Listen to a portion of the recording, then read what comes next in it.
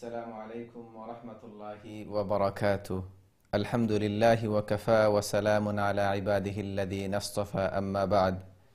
أعوذ بالله من الشيطان الرجيم. بسم الله الرحمن الرحيم.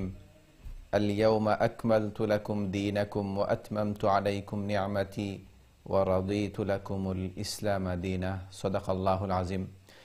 দিন টিভির সম্মানিত দর্শক শ্রোতা, আপনাদের সকলকে আমন্ত্রণ জানাচ্ছি আপনাদের প্রিয় অনুষ্ঠান দ্বীনি সমাধানে। প্রিয় দর্শক এবং শ্রোতা, একজন মুসলমান, একজন মুমিন, তার জীবনের সবচেয়ে মূল্যবান সম্পদ হলো ঈমান। আমরা আজকে ঈমান নিয়ে আলোচনা করব। আল্লাহ রাব্বুল আলামিন পবিত্র কালামের মধ্যে ঘোষণা করেন, আল-ইয়াউমা আকমালতু লাকুম দীনাকুম ওয়া আতমামতু আলাইকুম নি'মাতি ওয়া রাদিতু লাকুমুল ইসলাম দীনা। আল্লাহ রাব্বুল আলামিন তার দ্বীনকে পরিপূর্ণ করে দিয়েছেন এবং সমস্ত নিয়ামতসমূহ পরিপূর্ণ করে দিয়েছেন, এবং আল্লাহ রাব্বুল আলামিন যে ধর্ম হিসাবে মনোনীত করেছেন সেটি হলো ইসলাম। প্রত্যেক মুসলমানের জন্য যে গুরুত্বপূর্ণ এবং দামি মূল্যবান সম্পদ সেটি হলো ঈমান। আমরা ইনশাআল্লাহ ঈমান নিয়ে, আজকের বিষয় ঈমান নিয়ে আলোচনা করব। আলোচনার পূর্বে আমি আপনাদেরকে অনুরোধ করব, আমাদের অনুষ্ঠানের শুরু থেকে শেষ পর্যন্ত আমাদের সাথে থাকবেন ইনশাআল্লাহ, এবং সাথে সাথে আপনাদের যদি কোনো প্রশ্ন থাকে আপনারা প্রশ্ন করবেন। প্রশ্ন করার ক্ষেত্রে আপনারা আপনাদের টিভির ভলিউম কমিয়ে অথবা টিভির সুইচ অফ করে আমাদের সাথে ফোনে কথা বলবেন। আমরা ইনশাআল্লাহ আপনাদের প্রশ্নের যথাযথ উত্তর দেওয়ার চেষ্টা করব ইনশাআল্লাহ। প্রিয় দর্শক এবং শ্রোতা, আমরা বিশ্বনবী মুহাম্মদুর রাসূলুল্লাহ সাল্লাল্লাহু আলাইহি ওয়াসাল্লামের জীবনের এক এক অংশ নিয়ে আমরা আলোচনা শুনছি। আলোচনা করেছেন আপনাদের অত্যন্ত প্রিয় ব্রিটেনের স্বনামধন্য আলেমে দ্বীন, দ্বীনি সমাধানের মুহতারাম আলোচক মুফতি হাসান নুরি হাফিজাহুল্লাহ। আমি হযরতকে অনুরোধ করব শুরুতেই বিশ্বনবী মুহাম্মদুর রাসূলুল্লাহ সাল্লাল্লাহু আলাইহি ওয়াসাল্লামের জীবন বৃত্তান্ত নিয়ে আলোচনা করার জন্য। আসসালামু আলাইকুম ওয়া রাহমাতুল্লাহি ওয়া বারাকাতুহু। বিসমিল্লাহি ওয়াল হামদুলিল্লাহ ওয়াস সালাতু ওয়াস সালামু আলা রাসূলিল্লাহ। আম্মা বা'দু ফাআউযু বিল্লাহি মিনাশ শাইতানির রাজীম। বিসমিল্লাহির রাহমানির রহিম। লা'amruka innahum লাফি সাকরাতিহিম ইয়ামাহুন। বারাকাল্লাহু লানা ওয়া লাকুম ফিল কুরআনিল আযীম ওয়া নাফা'না ওয়া ইয়্যাকুম বিল আয়াতি ওয়াজ যিকরিল হাকীম। রব্বি ইশরাহ লি সাদরি ওয়া ইয়াসসির লি আমরি ওয়াহলুল 'উকদাতাম মিন লিসানি ইয়াফকাহু কওলি। রব্বি জিদনি ইলমান ওয়া আলহিকনি বিস সালিহিন। আল্লাহুম্মা সাল্লি ওয়া সাল্লিম ওয়া বারিক আলা মুহাম্মাদিন ওয়া আলা আলিহি ওয়া আসহাবিহি আজমাইন। সম্মানিত দ্বীন টিভির দর্শক ভিউয়ার ভাই বোনেরা, আমরা আল্লাহ সুবহানাহু তাআলার শুকরিয়া আদায় করছি। আলহামদুলিল্লাহ, আল্লাহ সুবহানাহু তাআলা আমাদেরকে সুস্থ রেখেছেন এবং আপনাদের প্রিয় প্রোগ্রাম দ্বীনি সমাধান শুরু করার তৌফিক দান করেছেন। প্রিয় দর্শক ভিউয়ার ভাই বোনেরা, আমরা রাসূল করিম সাল্লাল্লাহু আলাইহি ওয়াসাল্লামের জীবন নিয়ে আমরা আলোচনা করছি, এবং আমরা গতকালকে আলোচনা করেছি যে রাসূল করিম সাল্লাল্লাহু আলাইহি ওয়াসাল্লাম যখন 18 থেকে 20 বছর বয়সে উপনীত হন, তখন আল্লাহর রাসূল সাল্লাল্লাহু আলাইহি ওয়াসাল্লাম নিজে বিয়ের জন্য নিজের চিন্তা ভাবনা করেন, এবং চাচাতো বোন উম্মে হানি রাদিয়াল্লাহু তাআলা আনহার জন্য তিনি বিয়ের প্রস্তাব পেশ করেন। কিন্তু চাচা আবু তালিব নিজের এই দুঃখ দুর্দশা এবং নিজের অভাব অনটনের কারণে তিনি এই বিয়েতে রাজি হননি।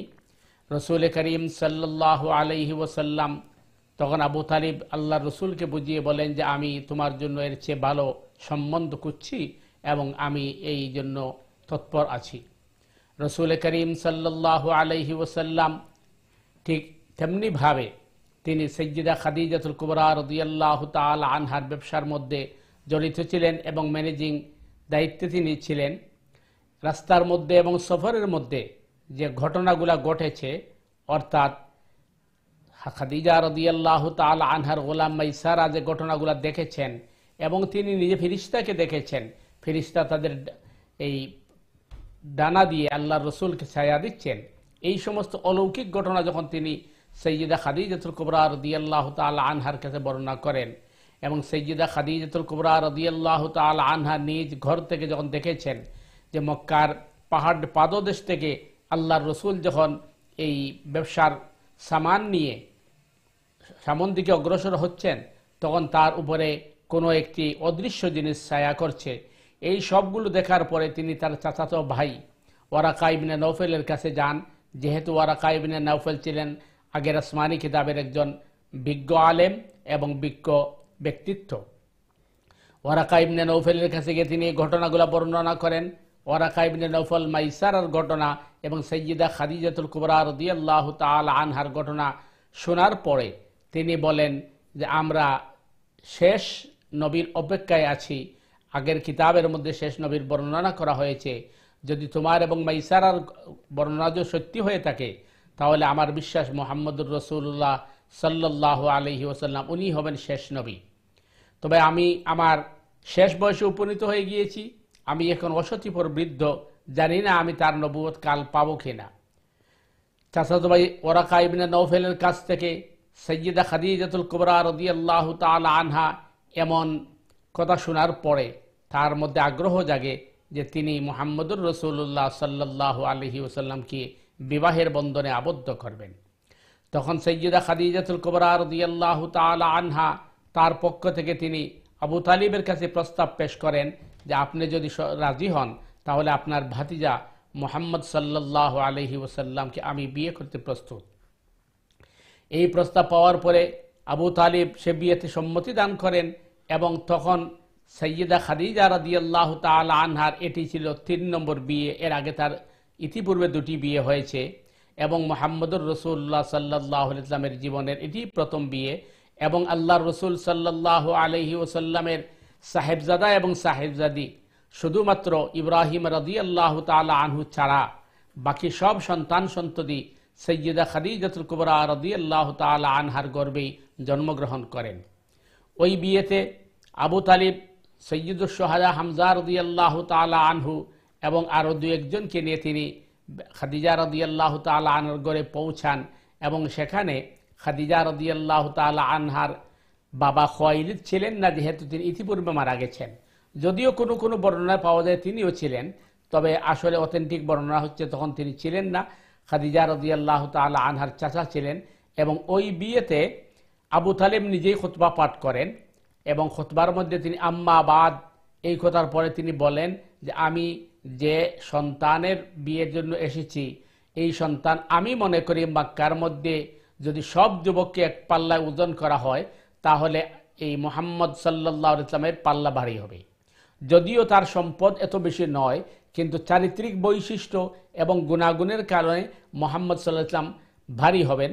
এবং আমরা জানি সহায় সম্পদ সম্বল এগুলা নশ্বর, এগুলা চিরস্থায়ী নয়, কিন্তু চারিত্রিক বৈশিষ্ট্য যেটি সেটি হচ্ছে এটি চিরস্থায়ী। এরপরে তিনি 20টি উট এই বিবাহের মধ্যে মোহর নির্ধারণ করা হয় এবং রসুল করিম সাল্লাল্লাহু আলাইহি ওয়াসাল্লামের বিয়ে সম্পাদন করা হয়। রসুল করিম সাল্লাল্লাহু আলাইহি ওয়াসাল্লাম সৈয়দা খাদিজাতুল কুবরা রাদিয়াল্লাহু তাআলা আনহার সাথে বিবাহ বন্ধনে আবদ্ধ হওয়ার পরে আরও 1-2টি সফর তিনি করেছেন, ব্যবসায়িক সফর। এরপরে রসুল করিম সাল্লাল্লাহু আলাইহি ওয়াসাল্লামের বয়স যখন 35-এর কোটায় পৌঁছে তখন কুরাইশরা সিদ্ধান্ত নিল যে তারা বাইতুল্লাহকে ভেঙে তারা আবার নতুনভাবে বাইতুল্লাহকে নির্মাণ করবে। তো বাইতুল্লাহকে নির্মাণ করার ব্যাপারে তাদের এই সিদ্ধান্ত যখন তারা গ্রহণ করেছে তখন তারা পরামর্শ সভা ডাকলো এবং তারা বলল এই কথা যে বাইতুল্লাহর 4টি দেয়াল আছে, এই 4টি দেওয়াল 4টি গোত্র বা গোষ্ঠীরা তৈরি করবে। এইভাবে তারা বন্টন করে নিল। তবে শর্ত তারা লাগিয়ে দিল যে প্রত্যেকেই হালাল উপার্জন থেকে এই ঘর নির্মাণ করতে হবে, কারণ এটি আল্লাহর ঘর, এটি হারাম পয়সা এটার মধ্যে যুক্ত করা যাবে না। সুতরাং ঘর যখন নির্মাণ হওয়া শুরু হলো, হাতিমের সাইড যখন 3 ফুট উঁচু হলো, এ পর্যন্ত করার পরে ওই গোত্রের মানুষ তাদের কাছে আর হালাল পয়সা তাদের ছিল না, এর কারণ এইভাবে এটা রেখে দেওয়া হয়েছে। তবে বাইতুল্লাহকে পুনর্বার নির্মাণ করার জন্য তারা যখন সিদ্ধান্ত নিয়েছিল তখন যে ঘটনাটি ঘটছিল এটি ছিল বাইতুল্লাহর একটি রুম অথবা কক্ষ ছিল যেখানে তখনকার সময় জাহিলিয়তের যুগে তাদের নজর নিয়াজ মান্নত এগুলো তারা এই রুমে রাখত। আর ওই রুমের মধ্যে অনেক স্বর্ণ এবং দামি দামি জিনিসও ছিল, কিন্তু সমস্যা যেটা দেখা দিচ্ছিল ওইখানে একটা বিশাল আকারের সাপ ছিল। ওই সাপ রাত্রে ওই রুমে অবস্থান করত, আর দিনের বেলা বায়তুল্লাহর দেওয়ালের মধ্যে রুদ্র পোহাত, অথবা দেয়ালের মধ্যে সে এদিক থেকে ওদিক যাতায়াত করত, যার কারণে তারা কখনো বায়তুল্লাহর পাশে ভয় আসতো না। একদিন দেখলো কুরাইশেরা হঠাৎ করে যে একটি পাখি এসে ওই সাপটাকে উড়িয়ে নিয়ে গেল। তখন তারা বিশ্বাস করলো যে সম্ভবত আল্লাহ এখন এই বায়তুল্লাহকে পুনর্নির্মাণের অনুমতি দিয়েছেন, এই জন্য আমাদের কাছ থেকে বিপদকে সরিয়ে নেওয়া হয়েছে। তখন তারা বায়তুল্লাহকে নির্মাণের প্রস্তুতি নিল। প্রস্তুতি নিতে হলে আগের যে ঘর আছে এটাকে ভাঙতে হবে, সুতরাং কে প্রথমে যাইয়া দেয়ালে আঘাত করবে এই সাহস কারো ছিল না, কারণ সবাই মনে করতো এটা যেহেতু আল্লাহর ঘর, এটার মধ্যে আঘাত করলেই কিন্তু বিশাল বিপদ বা গজব আসবে। তো এইভাবে যখন কেউ আঘাত করে নাই, তখন তার কাজ শুরু করবে কিভাবে? তখন ওলীদ ইবনে মুগীরা বলল যে আমি চেষ্টা করব, আমি আঘাত করে দেখি কি হয়, আর আজকের দিন আমরা অপেক্ষা করব। যদি আজকের দিনের মধ্যে কোনো অসুবিধা না হয় তাহলে বোঝা যাবে যে আমাদের এই যে সিদ্ধান্ত এটি আল্লাহর কাছে পছন্দনীয়। আর ওলীদ ইবনে মুগীরা বলল যে আমাদের তো উদ্দেশ্য কোনো বাদ নয়, আমাদের উদ্দেশ্য সংস্কার করার, তো আমার বিশ্বাস যে আল্লাহ আমাদের উপর রাগান্বিত হবেন না। তখন ওলীদ ইবনে মুগীরা প্রথমে আঘাত করলো, করার পরে কিছু পাথর ভেঙে দেওয়ার পরে ওলীদ ইবনে মুগীরা বলল যে আজকের জন্য কাজ এখানে স্টপ করে রেখে দিলাম, আমরা আগামীকাল পর্যন্ত অপেক্ষা করি। এবং মক্কার প্রতিটি মানুষ চিন্তা করলো যে আজকে রাত্রে যদি ওলীদ ইবনে মুগীরার কিছু না হয় তাহলে আমরা আগামীকাল থেকে কাজ শুরু করে দিব। পরের দিন দেখা গেল যে ওলীদ ইবনে মুগীরা সুস্থ সবল অবস্থায় আছেন। তখন তারা বায়তুল্লাহকে নির্মাণের কাজে হাত দিল, এবং বায়তুল্লাহকে নির্মাণ করার পরে হাতিমের সাইড যেহেতু তাদের হালাল পয়সা এর চেয়ে বেশি ছিল না, এই জন্য এতটুকু রেখে দেওয়া হচ্ছে, আজও এটি অবস্থায় আছে।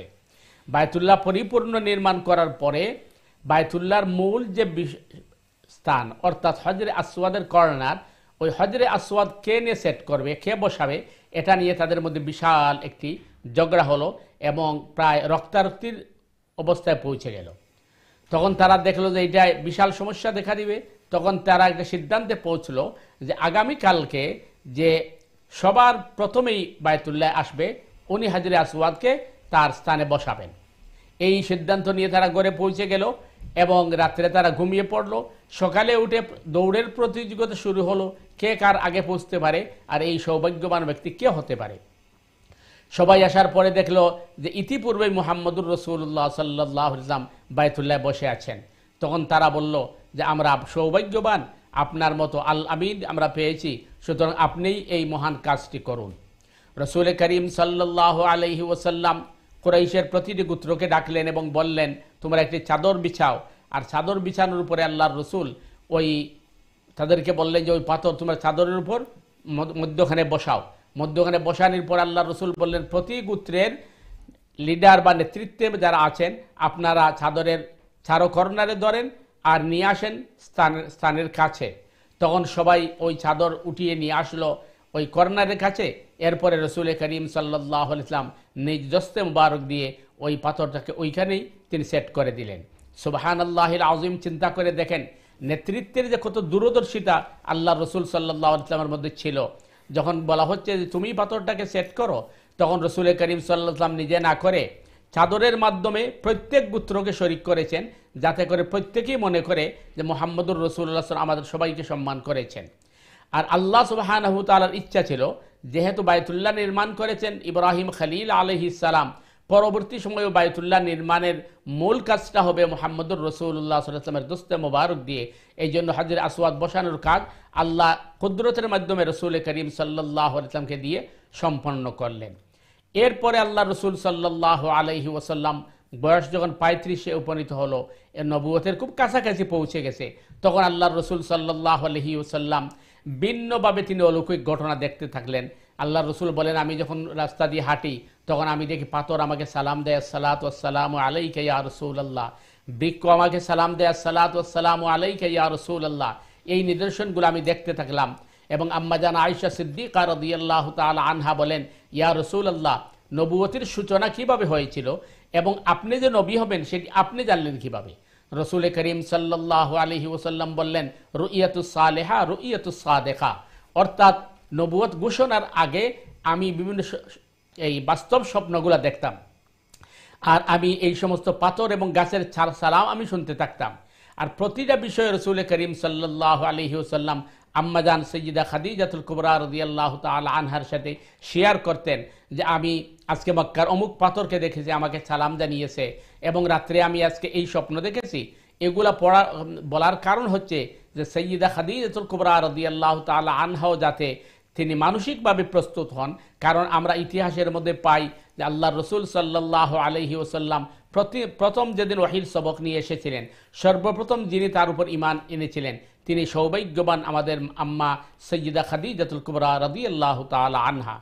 তো এই 35 বছর পৌঁছার পরে রসুল করিম সাল্লাল্লাহু আলাইহি ওয়াসাল্লাম অলৌকিক বিভিন্ন বিষয় এই দর্শন করতে থাকলেন এবং অনুধাবন করতে থাকলেন, এবং আল্লাহর রসুল এইভাবে চলতে থাকলেন। আমরা পরবর্তী আলোচনা আগামী সপ্তাহে ইনশাআল্লাহ করব। এইভাবে ধারাবাহিকভাবে আমরা সিরতের পর্বগুলো আলোচনা করার চেষ্টা করব, যাতে করে আমাদের ভাই বোনেরা রসুল করিম সাল্লাল্লাহু আলাইহি ওয়াসাল্লামের সঠিক সিরাত জানে আমরা শিক্ষা গ্রহণ করতে পারি। কারণ আমাদের জন্য কোরআন পড়া যেমন ফরজ, হাদিস জানা আমাদের জন্য যেভাবে ফরজ, আমাদের জন্য প্রয়োজনীয় ইলম তলব করা যেভাবে ফরজ, সিরাতে রসুল সঠিকভাবে জানা এটাও আমাদের জন্য ফরজ। আল্লাহ সুবহানাহু তাআলা আমাদেরকে আল্লাহ রসুল সাল্লাল্লাহু আলাইহি ইসলামের জীবন আদর্শকে ভালো করে জেনে সঠিকভাবে আমল করার তৌফিক দান করুক। আসসালামু আলাইকুম ওয়া রাহমাতুল্লাহি ওয়া বারাকাতুহু। মাশাআল্লাহ, জাযাকাল্লাহ। সম্মানিত দর্শক এবং শ্রোতা, আমরা খুবই সুন্দর এবং গুরুত্বপূর্ণ আলোচনা শুনছিলাম। রাসূলুল্লাহ সাল্লাল্লাহু আলাইহি ওয়াসাল্লামের জীবন বৃত্তান্ত নিয়ে আলোচনা শুনছিলাম আমাদের আজকের অতিথি, দ্বীনি সমাধানের মুহতারাম আলোচক মুফতি হাসান নুরী হাফিজাহুল্লাহর কাছ থেকে। প্রিয় দর্শক এবং শ্রোতা, রাসূলুল্লাহ সাল্লাল্লাহু আলাইহি ওয়াসাল্লাম আমাদের জীবনের সর্বক্ষেত্রে হলেন আইডল, আমাদের অনুসরণীয়। রাসূলুল্লাহ সাল্লাল্লাহু আলাইহি ওয়াসাল্লাম প্রত্যেকটা ক্ষেত্রে কেমনভাবে তিনি হেকমত আমরা রাসূলুল্লাহ সাল্লাল্লাহু আলাইহি ওয়াসাল্লামের কাছ থেকে আমরা পাই। দেখেন, বিচারের ক্ষেত্রে প্রত্যেকটা গোত্রকে, কাবাঘরের নির্মাণের ক্ষেত্রে প্রত্যেক গোত্রের এক একজন লিডারকে একসাথে নিয়ে সেই হজরে আসওয়াদ স্থাপন করেছেন। রাসূলুল্লাহ সাল্লাল্লাহু আলাইহি ওয়াসাল্লামের চিন্তা ভাবনা কেমন ছিল আমরা শুনছিলাম। রাসূলুল্লাহ সাল্লাল্লাহু আলাইহি ওয়াসাল্লামের কীভাবে বিবাহ হয়েছিল, বিবাহের মোহর কী ছিল। আমরা ইনশাআল্লাহ আমাদের দর্শক এবং শ্রোতাদের উদ্দেশ্যে যদি একটু বলেন, রাসূলুল্লাহ সাল্লাল্লাহু আলাইহি ওয়াসাল্লামের বিবাহের মোহরানা বলেছেন কেমন ছিল। বর্তমান সমাজে আমাদের বিবাহের ক্ষেত্রে মোহরানার পরিমাণ কতটুকু হবে এবং এই মোহরানা কখন সেটি আদায় করতে হবে? দেখেন, প্রথম জিনিস হচ্ছে বিয়ের মধ্যে কোন কোন জিনিস শর্ত, এটা আমাদের জানা দরকার। বিয়ের মধ্যে প্রথমত হচ্ছে ইজাব এবং কবুল শর্ত। দ্বিতীয় জিনিসটা হচ্ছে এই মোহর, যেটি এটি হচ্ছে একটি ফরজ, এবং এটি হচ্ছে মহিলাদের প্রাপ্য, তার অধিকার। আর এই বিয়ের আগের প্রস্তুতি যেটা ইসলাম যেটি আমাদের শিখিয়েছে, যে পাত্র বিবাহ করবে এবং যে পাত্রী বিবাহ বসবে তারা পরস্পরকে দেখাদেখি করবে। বিবাহের সব কিছু কথাবার্তা শেষ হওয়ার পরে তারা একে অপরকে দেখবে। আমাদের সমাজে আরেকটা কুসংস্কার হচ্ছে যে পাত্র এবং পাত্রী দেখাদেখি না করে, মুরব্বীরা দেখাদেখি করেন, দুলাভাই যান অথবা বাপ যান, চাচা যান, মামু যান, ইত্যাদি ইত্যাদি। তখন এদের জন্য কিন্তু এটা দেখা হারাম, কারণ এরা এদের জন্য গায়রে মাহরাম। আর বিবাহ হয়, ছেলে নিজেই জানে না তার মোহর কত, মেয়ে জানে না তার মোহর কত। এটা দুর্ভাগ্য। যখন বিয়ের মধ্যে ঝগড়াঝাটি লাগে তখন ছেলে বলে আমি তো জানি না। এই জন্য বিয়ের আগে ছেলে এবং মেয়ে তারা একজন যখন দেখবে, তাদের যদি পছন্দ হয় তখন তারা বিবাহে কি হবে। এখন মোহরের ক্ষেত্রে, মোহর এটি হচ্ছে মহিলাদের একান্ত তাদের প্রাপ্য বা হক, এবং এটা যত তাড়াতাড়ি আদায় করা যায় এটি সবচেয়ে উত্তম। তো উভয়ের সম্মতির মাধ্যমে যদি তারা এটাকে ডিলে করে তাইলে এটা শরীয়ত নিষেধ দেয় নাই। তবে কোনো ধরনের চাপ দিতে পারবেন না, অত কোনো প্রতারণা করতে পারবেন না। এটি হচ্ছে শরীয়তের বিধান। এখন মোহর, রসুল করিম সাল্লাল্লাহু আলাইহি ওয়াসাল্লামের বিবাহের মোহর যতটুকু পাওয়া যায় যে 20টা উট ছিল, এটি মানে অধিকাংশের মতে। আর বাকি যে বিষয়টা হচ্ছে যে আসলে শরীয়তের মধ্যে মোহরের কোনো পরিমাণ আছে কিনা, এটি একটা প্রশ্ন আসে। তো শরীয়তের মধ্যে মোহরের পরিমাণ বলতে উপরে কি পরিমাণ মোহর হবে এটি শরীয়ত সাব্যস্ত করে দেয় নাই। এটি হচ্ছে উভয়ের সম্মতি এবং তাদের এই কের উপরে, তাদের অবস্থার উপরে নির্ভর করবে। এই জন্য ছেলে তার মোহর সে নির্ধারণ করতে হবে, তার এই মোহর দেওয়ার মতো তার যোগ্যতা আছে কিনা। মেয়ে তার মোহর চাইতে পারে, তার অধিকার আছে, এটি হচ্ছে প্রথম। দ্বিতীয় জিনিস হচ্ছে সর্বনিম্ন মোহর কী হবে। সর্বনিম্ন মোহরের ব্যাপারে হাদিসে যেটি পাওয়া যায় যে তোমার যদি কিছুই না থাকে তাহলে তুমি একটা লোহার আংটিও দিয়ে দাও, অর্থাৎ গিফট হিসাবে, যদি মেয়ে পক্ষ বা মেয়ে যদি কি থাকে সম্মতি থাকে। আর এছাড়া এই পারিশ্রমিকভাবে মোহর আদায় হয় কিনা এটিও একটা বিষয়। তো অধিকাংশ উলামায়ে কেরামের মতে পারিশ্রমিকভাবে মোহর আদায় হয় যদি মেয়ে এতে সম্মতি হয়, যদিও এটা হানাফি মাযহাবে অ্যাকসেপ্ট করে না। হানাফি মাযহাবের শর্ত হচ্ছে যে আপনার সম্পদ হতে হবে মোহরের মধ্যে, কিন্তু বাকি মাযহাবগুলো অ্যাকসেপ্ট করে এই কারণে যে মুসা আলাইহিস সালাম বিয়ে করেছেন 8 বছর ছাগল রাখালির শর্তে, এবং সাহাবায়ে কেরামের মধ্যে অসংখ্য অগণিত বিয়ে হয়েছে যে কোরআন শিক্ষা দেওয়ার মাধ্যমে। ইনশাআল্লাহ আমরা আপনার কাছ থেকে শুনবো। ইনশাআল্লাহ আমাদের সাথে সম্মানিত একজন কলার আছেন। আসসালামু আলাইকুম ওয়া রাহমাতুল্লাহ। হ্যালো, আসসালামু আলাইকুম ভাইয়া, ভালো আছেন? আলহামদুলিল্লাহ ভালো আছি, আপনি ভালো আছেন?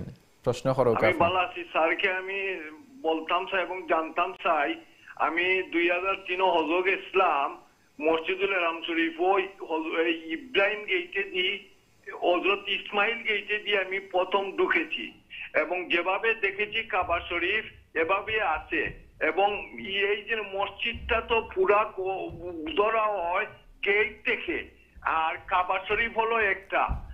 আর আর এই যে যে কোনো নবীর জন্ম যে দেশ এবং যে দেশ বিবাহ করবা, যে দেশ মাটি হবে, এই 3টা দেশ তো এক ধনাঢ্য সম্বন্ধে সবকিছুতে এক হয়ে যায় না নি স্যার? এইটা উত্তর চাই। আসসালামু আলাইকুম। ওয়ালাইকুম আসসালাম ওয়া রাহমাতুল্লাহ। জি হাজী সাহেব, আসলে মানে খুব জ্ঞানগর্ব আপনার প্রশ্ন। যে প্রথম জিনিস হইল যে আপনি যেটা বলতে চাইছেন যে নবীর জন্ম যে জায়গাত হয়, বিয়ে ওই জায়গাত হয়, এবং ওই জায়গার মাটিতেই তার কবর হয়, এটি আপনার মূল উদ্দেশ্য। তো আসল বিষয়টি হচ্ছে যে ওই মানুষকে আল্লাহ সুবহানাহু তাআলা সৃষ্টি করার পরে মানুষ কোথায় তার কবর হবে, কোথায় তার দাফন হবে, এটা আল্লাহ ছাড়া কেউ জানে না। কোরআনে কারিমে বলা হচ্ছে যে 5টা জিনিস আল্লাহ সুবহানাহু তাআলা জানেন, মানুষে জানে না। তার কবর কোন জায়গাত হবে এবং তার মৃত্যু কোন জায়গাত হবে, এটা একমাত্র আল্লাহ জানেন। যদিও কোনো তাফসীর কারক মিনহা খালাকনাকুম ওয়া ফিহা নুঈদুকুম ওয়া মিনহা নুখরিজুকুম তারাতান উখরা, এই আয়াতের তাফসীরে বলছেন যে যেহেতু ওই মাটি দিয়ে তোমাকে সৃষ্টি করা হয়েছে, ওই মাটিতেই তোমাকে দাফন করা হবে, আবার ওইখান থেকে তোমাকে উত্তোলন করা হবে, সেহেতু যার মৃত্যু যার যে মাটি দিয়ে সৃষ্টি করা হয়েছে ওইখানে তার কবর হবে। এটা কিন্তু অথেন্টিক বক্তব্য নয়। এই কারণে আসলে মিনহা খালাকনাকুম এখান থেকে বোঝানো হয়েছে তোমাকে মাটি থেকে সৃষ্টি করা হয়েছে, আবার তোমাকে মাটিতে দাফন করা হবে, আবার উত্তোলন করা হবে। কিন্তু এর অর্থ এই নয় যে যে স্থানের মাটি দিয়ে তাকে সৃষ্টি করা হয়েছে ওইখানেই তাকে কবর দেওয়া হবে।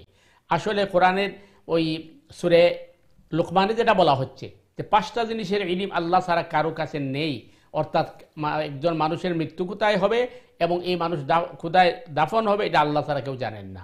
তো আল্লাহ সুবহানাহু ওয়া তাআলাই ভালো জানেন। আপনার সুন্দর মতামতের জন্য আপনাকে ধন্যবাদ। জাযাকাল্লাহ। সম্মানিত দর্শক, আপনার প্রশ্নের উত্তর পেয়েছেন আশা করি। মুহতারাম, আমাদের বিরতির সময় হয়েছে। ইনশাআল্লাহ প্রিয় দর্শক এবং শ্রোতা, সময় হয়েছে বিরতির পর আবারও থাকছি দিন টিভির সঙ্গেই থাকুন। আসসালামু আলাইকুম ওয়া রাহমাতুল্লাহ।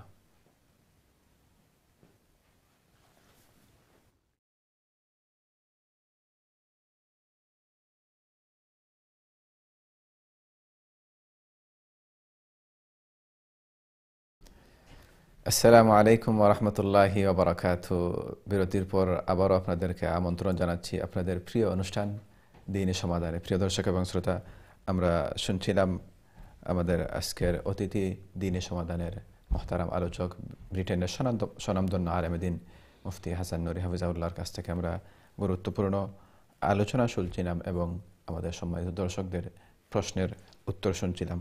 আমরা ইনশাআল্লাহ এবারে শুনব জি মুহতারাম, আমরা বিরতির পূর্বে যে প্রশ্ন নিয়ে আমরা আলোচনা শুনছিলাম বিবাহের মোহরানার ক্ষেত্রে এবং পরিমাণ এবং কখন আদায় করতে হবে। দেখেন, মোহরানার আরেকটি বিষয় হচ্ছে সাহাবায়ে কেরামের সময়টা পাওয়া যায় যে আল্লাহ রসুল বিবাহ পড়িয়েছেন অথবা সাহাবি বিবাহ করেছেন এই শর্তের উপরে যে তুমি যেহেতু কোরআন জানো না, আমি তোমাকে কোরআন শিক্ষা দেব, এটি হবে তোমার মোহর।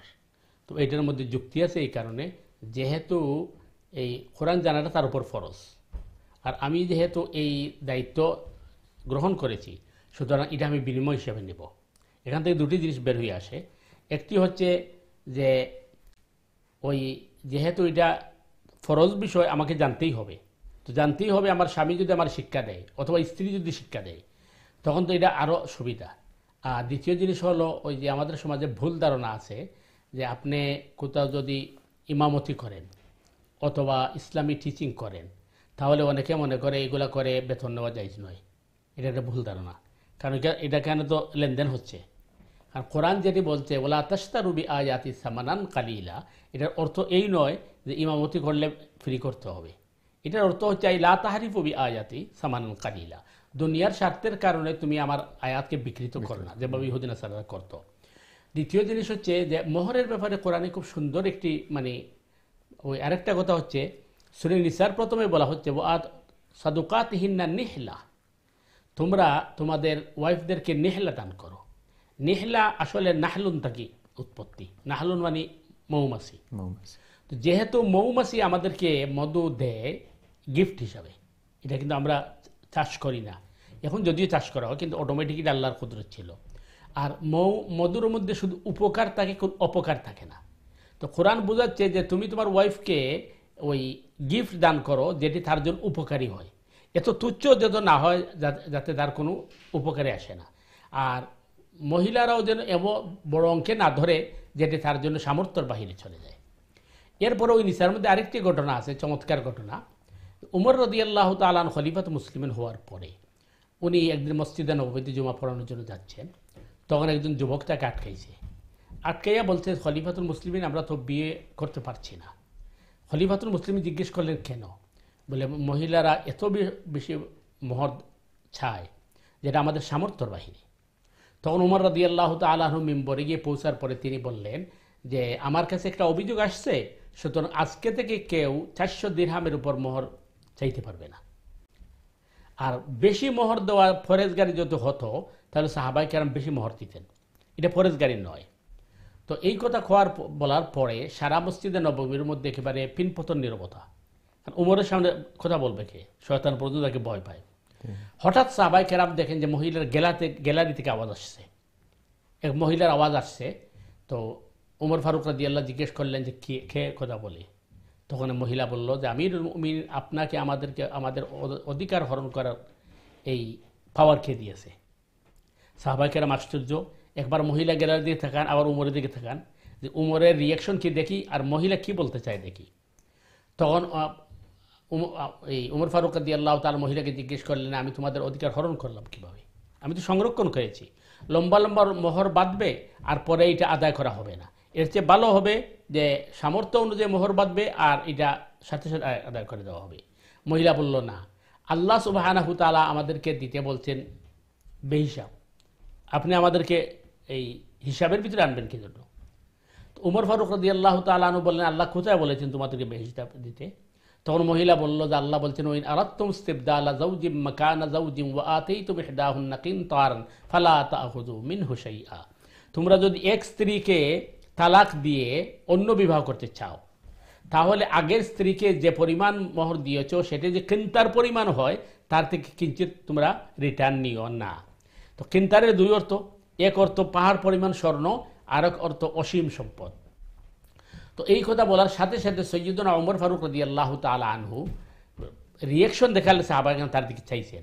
উমর ফারুক রাদিয়াল্লাহু তাআলা আনহু বলছেন আলহামদুলিল্লাহ যে অন্তত উমর ফারুকের এই শিক্ষা এবং উমর ফারুকের এই খেলাফতের মাধ্যমে মহিলা পর্যন্ত আজকে মুফতি হয়ে বসেছে, আমার ভুল ধরে ফেলেছে। সুতরাং আমি আমার এই অডিয়েন্সকে আমি উড্ড করলাম। সুবহানাল্লাহিল আযীম। যে প্রথম দেখা যায় যে উমর ফারুক রাদিয়াল্লাহু তাআলা আনহু বা ইসলামের মধ্যে ফ্রিডম অফ স্পিচ কত বেশি ছিল। দ্বিতীয়ত হচ্ছে আমরা যে গণতন্ত্র বলি বা যাই বলি বা আপনার বাক স্বাধীনতা অথবা মানুষের ব্যক্তি স্বাধীনতা, এটা খলিফাতুল মুসলিমের সময় কী পরিমাণ ছিল যে একজন মহিলায় তার আওয়াজ তুলতে পারছে। 3 নম্বর ইতিহাসের পাতায় লেখা হচ্ছে এই মহিলা ছিলেন যার নাম ছিল শিফা বিনতে আবদুল্লাহ। তো শিফা বিনতে আবদুল্লাহর এই আওয়াজ দেওয়ার পরে উমর ফারুক রাদিয়াল্লাহু তাআলা আনহু বললেন যে জুমা শেষ হওয়ার পরে তুমি আমার সাথে অফিসে সাক্ষাৎ করবে। তখন সাহাবায়ে কেরাম বলছেন যে এরপরে কী হয় আল্লাহ ভালো জানে। উমর রাদিয়াল্লাহু তাআলা আনহু ওই মহিলাকে ডেকে নিলেন, নেওয়ার পরে বললেন যে তোমার যে সাহসিকতা আমি দেখছি, তোমাকে আমি ধন্যবাদ দিচ্ছি।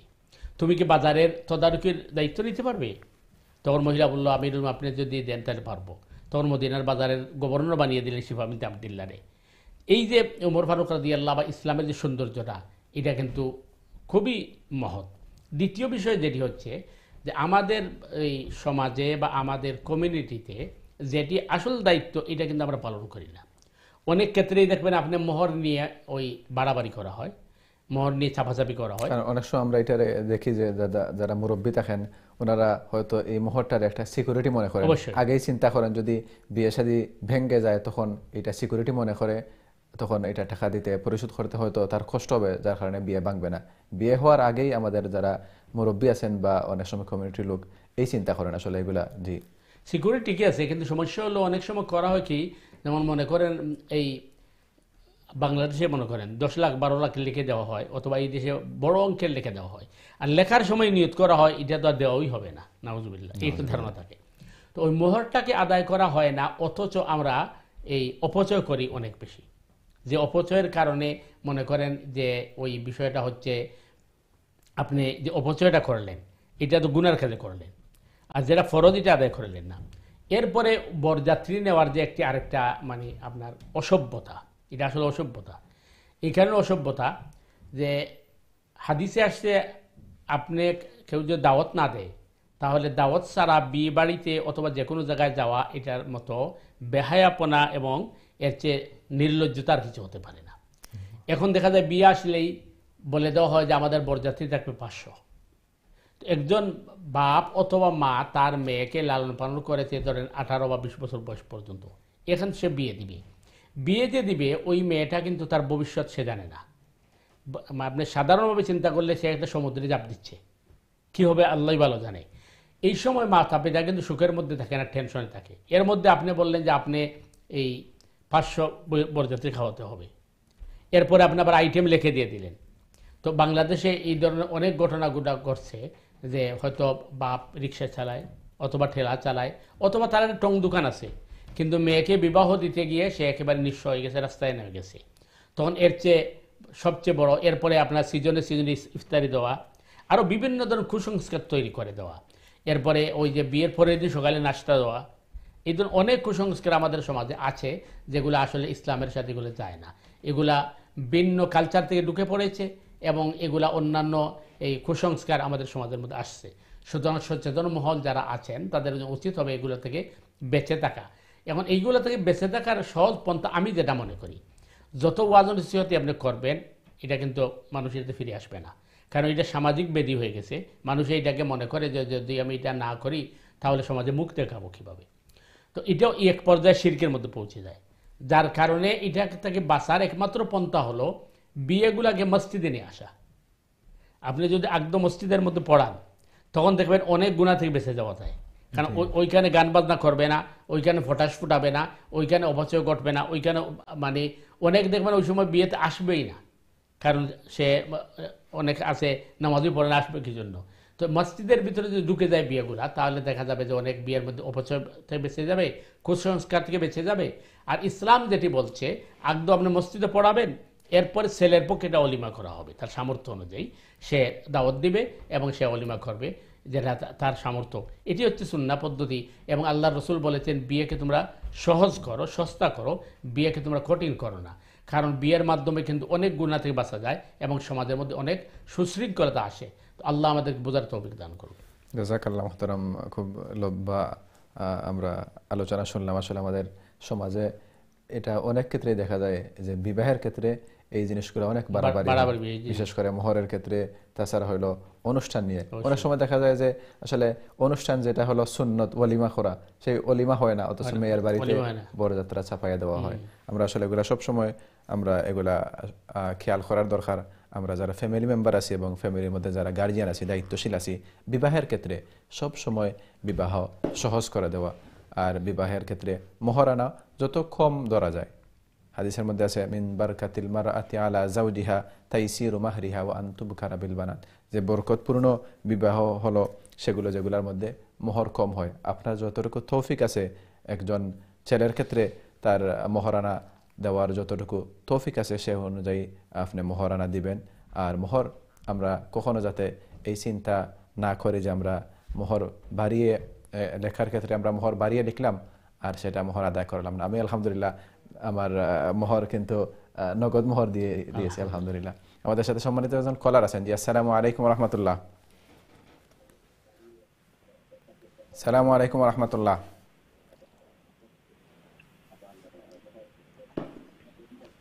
দুঃখিত, সম্ভবত আপনার লাইনটা কলটা ড্রপ হয়ে গেছে। ওয়ালাইকুম আসসালাম রহমতুল্লাহ। শুনছেন আমার কথা? জি খোকা। জি খোকা। আচ্ছা, আমি একটা জিনিস, একটা নামাজ বাদে মাগরিবের মাঝে মাঝে বা কিতার দোর দোর পর বাদে একটা যদি নাই আল্লাহ মাজিদ না মিনান্নার, আল্লাহ মাজিদ না মিনান্নার 7 বার হইনি ফরজ বাদে, ফরজ নামাজ বাদে আর কি হজর আর মাগরিবও হইনি। আর এর আগে আর কি আরেকটা আমি রাখো আরেকটা হই আল্লাহ আল্লাহ জান্নাত আর 3 বার করি ওখান হই। তো এই গান হইলে ওটা ওখানে খাওয়া লাগেনি, হইলে খাওয়া যাইবনি। একটা হইতাম না, 2টা হইতাম, ওখানটা জানতাম চাইছিলাম। আর কিছু আছেন আপনার প্রশ্ন? আরো কিতা জানতাম চাইছিলাম আমি। ঠিক আছে ইনশাআল্লাহ, আপনি আমরা লগে থাকুক, আর আপনার যদি মনে হয় তাহলে আবার প্রশ্ন করবা। জি শেখ। লাইনও মিলে না, বেড়া লাগি যে আমার মাথায় বসে কাম করে না। তো ওখানে টাইচা হইবে চাই আগু আর নিও ওখান। জি ইনশাআল্লাহ আপনি আবার আমরা লগে থাকুক ইনশাআল্লাহ, আপনার স্মরণ হইলে আবার আপনি ফোন দিবা ইনশাআল্লাহ। জি জি, আসলে সুন্দর জিনিস আপনি জানতে চাইছেন। প্রথমত হইল যে ফরজ নামাজের সালাম ফিরানির বাদে আমরা লাগে করণীয় কিতা। ফরজ নামাজের সালাম ফিরানির বাদে আল্লাহ রসুল সাল্লাল্লাহু আলাইহি ওয়াসাল্লাম কইছেন সুবহানাল্লাহ 33 বার, আলহামদুলিল্লাহ 33 বার, আল্লাহু আকবার 33 বার, আর লা ইলাহা ইল্লাল্লাহ ওয়াহদাহু লা শারীকা লাহু লাহুল মুলকু ওয়া লাহুল হামদু ওয়া হুয়া আলা কুল্লি শাইইন কাদির, এই তাহলিল 1 বার। কোন কোন বর্ণনাত পাওয়া যায় যে আল্লাহু আকবার 34 বার। তো এই তসবিহ পড়ার বাদে আল্লাহুম্মা আনতাস সালাম ওয়া মিনকাস সালাম তাবারাকতা ইয়া যাল জালালি ওয়াল ইকরাম, এইভাবে আরও কিছু তাসবিহ তাহলিল আছে। এরপর আয়াতুল কুরসি পড়া, এরপরে সূরা ইখলাস, ফালাক, নাস পড়া, এগুলো হাদিসের মাঝে আছে। আর আপনি যারা কইছেন যে এই মাগরিবের পরে ফজরের পরে আল্লাহুম্মা আজিরনি মিনান নার অথবা আল্লাহুম্মা আজিরনা মিনান নার, আল্লাহুম্মা আজিরনি মিনান নার অর্থ হইল আল্লাহ আমারে জাহান্নাম থেকে তুমি বাঁচাও, আর আজিরনা মানে আমরারে। তো আজিরনি মিনান নার অথবা আজিরনা মিনান নার, এরপরে আল্লাহুম্মা ইন্নী আসআলুকা জান্নাতাল ফিরদাউস ওয়া নাউযু বিকা মিনান নার, এটা পড়া যায়নি। কোনো কোনো বর্ণনা পাওয়া যায় যে যদি ওই মাগরিবের বাদে এবং ফজরের বাদে আল্লাহুম্মা আজিরনি মিনান নার 7 বার পড়া যায় এবং আল্লাহুম্মা ইন্নী আসআলুকা জান্নাতাল ফিরদাউস 8 বার পড়া যায়। যেহেতু জাহান্নাম 7টাতে ফানা চাওয়া আর জান্নাত 8টার প্রার্থনা করা, তো এটার লাগে আল্লাহ মানে জাযা দিবা। আর যেহেতু ফরজ নামাজের বাদে তাসবিহ তাহলিল তাকদিস দোয়া দরুদ কবুল হয়, এটা হলো একটা। আর একটা হলো ফরজ আর সুন্নতের মধ্যখানো গ্যাপ থাকা, এটা আর একটা সুন্নত। তো আমরা করি কি যে সবটার এখন মিক্স করি লাই। ইতিপূর্বে আমরা বিজ্ঞ প্রেজেন্টার সুন্দর একটা কথা হয়েছেন যে আল্লাহ রসুলের একটা সুন্নত আছে অলিমা করা, এটার আমরা বিলুপ্ত করিয়া ফেলাই দিছি। আর আল্লাহ রসুল করা সুন্নতরে জিন্দা করো, আমরা সুন্নত মারিয়া ফেলাই দিছি। তো ঠিক একইভাবে আমরা আমলও অনেক ভুল ভ্রান্তি হয়।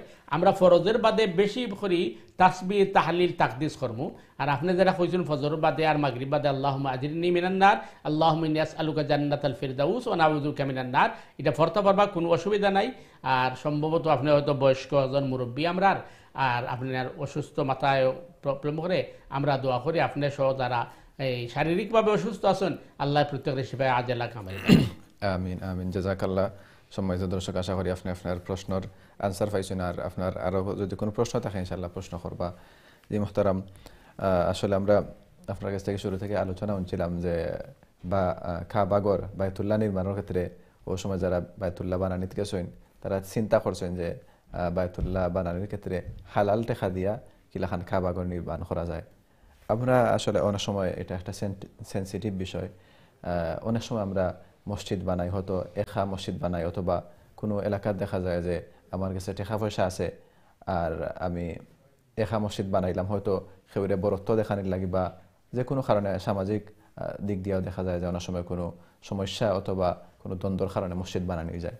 আসলে হারাম টাকা দিয়ে মসজিদ বানাইলে এটার শরীয়তের এটার হুকুম কিতা হইব? কেউ যদি হারাম টাকা দিয়ে মসজিদ পুরাটা বানায় অথবা জানিয়া হারাম টাকা যদি মসজিদের মাঝে কোনো অংশত লাগাইন? প্রথম বিষয় তো হইল যে আপনি যেটা আলোচনা হয়েছেন, প্রশ্ন যেটা আনছে সুন্দর জিনিস, যে তখনকার সময় মাক্কার এরা মুশরিক থাকা অবস্থায় তারা কিন্তু এই একিন আছিল যে আল্লাহর ঘরের মধ্যে হারামটা লাগানো যেত না। আসলে তো মুশরিক, তার সবটাই হারাম, কিন্তু মনে করছে এই কথা যে আমরা আল্লাহর ঘর বানাই, এটার মাঝে হারাম লাগানো যেত না। এতে বোঝা গেল মুশরিক ওয়ার বাদেও এই ক্ষেত্রে তারা চিন্তা চেতনা এটা বালা বা সুন্দর আছিল।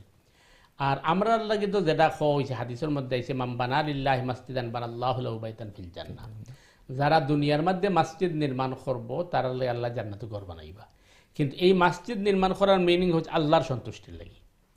যদি আল্লাহর সন্তুষ্টি ছাড়া আপনি যেটা কইছেন যে নিজের প্রশংসা অথবা আত্মগৌরব অথবা মানুষের আমার স্মৃতিরে ধারণ করিয়া রাখবো ইত্যাদি যদি আমার থিঙ্কিং থাকে, তাইলে হালাল ফসাদ বানাইলেও তো এটা শিরিক।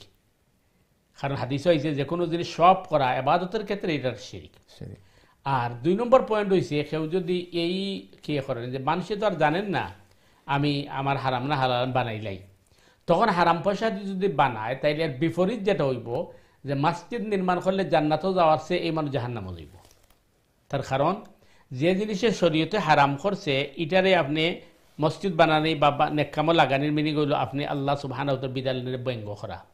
যেমন শরীয়তের একটা মাসআলা আছে, কুফরি কাজের মধ্যে এটা একটা কুফরি কাজ। কেউ যদি নামাজ শুরু করি দেয় বিনা উজে ইচ্ছাকৃতভাবে, আর এই কথা হয় যে অজুখানে করতাম, এটা আমার যুক্তিতে আয় না।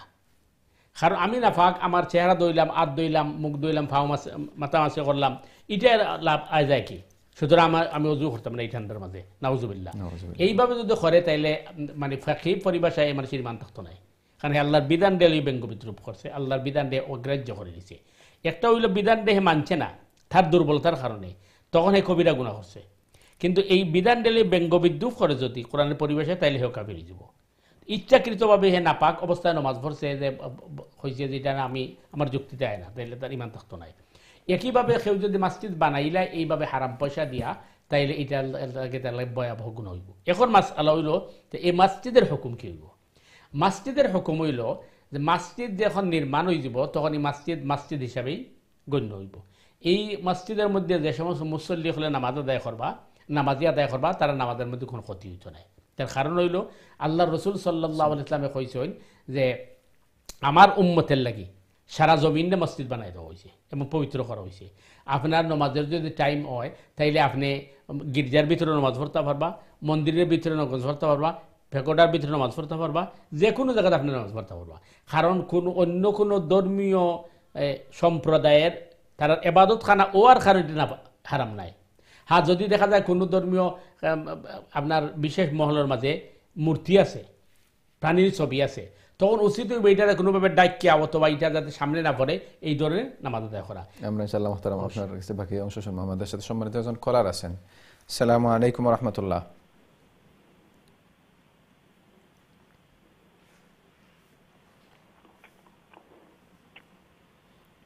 আসসালামু আলাইকুম ওয়া রাহমাতুল্লাহ।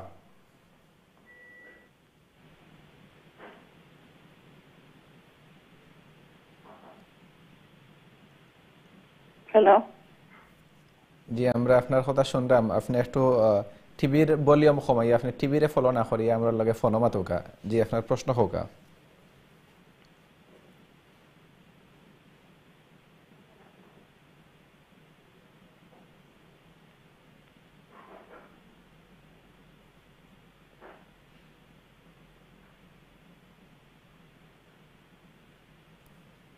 হ্যালো, আসসালামু আলাইকুম। সালাম। হ্যালো, আসসালামু আলাইকুম। ওয়ালাইকুম আসসালাম রহমতুল্লাহ। আমরা আপনার কথা শুনলাম। আপনি কোনটা নেই? জি আমরা শুনলাম, আপনি ফোনও আমরা লগে মাতুকা। সূরা মুলক মাগরিবের নামাজের পরে পড়লে নাকি না এশার নামাজের পরে পড়া নাকি? কোনটা আমারে কোন জানো? ওকে, আসসালামু আলাইকুম। ওয়ালাইকুম আসসালাম। প্রথম নম্বর হলো কোরআনে করিম তো আপনি যে কোনো সময় তিলাওয়াত করতে পারেন, কোনো অসুবিধা নাই। কারণ হাদিসের পরিভাষায় কোরআনে করিম যদি আমরা তিলাওয়াত করি তাইলে একটা হরফ শুদ্ধভাবে তিলাওয়াত করলে মিনিমাম 10টা নেকি পাওয়া যাইব, আর বেশি যতটুকু আল্লাহর ইচ্ছা দিতে পারেন। তবে মানে সূরা মুলকের ব্যাপারে যে হাদিস পাওয়া যায়, যারা রাত্রে তিলাওয়াত করবা তারা মানে সূরা মুলকের এই তিলাওয়াতের কারণে কবরের সোয়াল জব সহজ করে দেওয়া হইব এবং তারা লাগে হাসরের বিচার সহজ করে দেওয়া হইব। এটা হইল হাদিসের পরিভাষা। তো রাত্রে বলতে হাদিসের পাওয়া যায় রসুল করিম সাল্লাল্লাহু আলাইহি ওয়াসাল্লাম বেডও যাওয়ার বাদে বেশ কিছু তিলাওয়াত করতা। এর মাঝে একটা হইল সূরা মুলক। তাহাজ্জুদের নামাজও তিলাওয়াত করছেন এক জিনিস, আর এক জিনিস হইল যে আল্লাহ রসুল সাল্লাল্লাহু আলাইহি ইসলামে এই নামাজও তিলাওয়াত করছেন, আর বেডও যাওয়ার বাদে আল্লাহ রসুলের যে জিকির আজকার করতা এর মাঝে একটা সূরা মুলক।